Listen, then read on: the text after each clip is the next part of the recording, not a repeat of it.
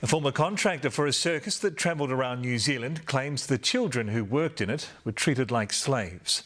6 Chinese children were uplifted from Circus over allegations of exploitation. Now, a former worker has come forward to corroborate that and say the circus was dangerously run.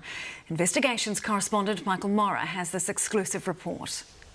This man, who's a trained engineer, worked as a forward booking agent for Circus in 2010. It was just so horrible. The job didn't last long. After 4 months, he says he quit because he was upset by what he saw. How were the performers treated? In my opinion, and I'm not an expert, but they were treated like slaves. He says the performers were young. When not on stage, he saw them training or helping set up or pack down tents for the next show. We saw on several occasions little kids crying because they'd been threatened to be sent home back to China.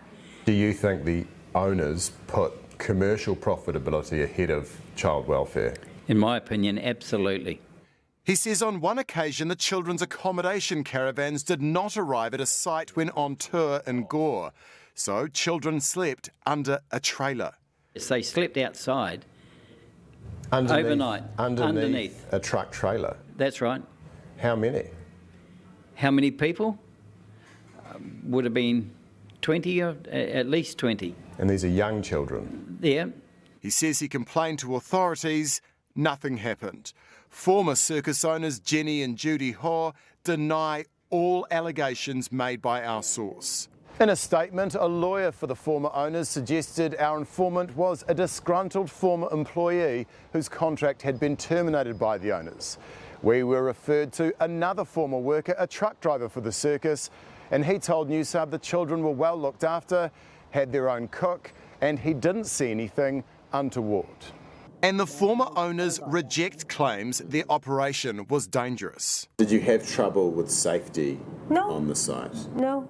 But information obtained by Newshub suggests otherwise.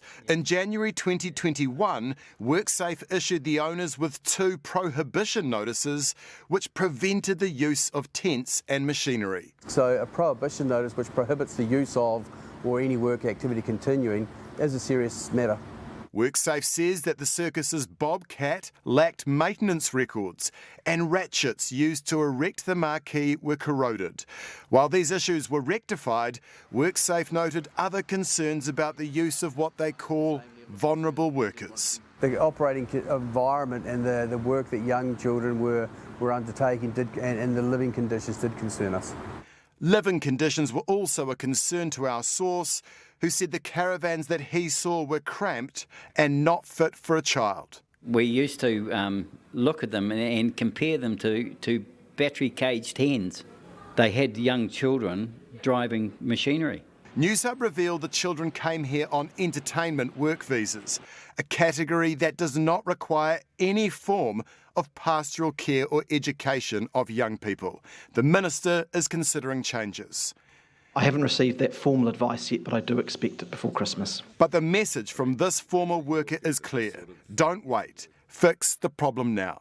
Michael Morra, Newshub.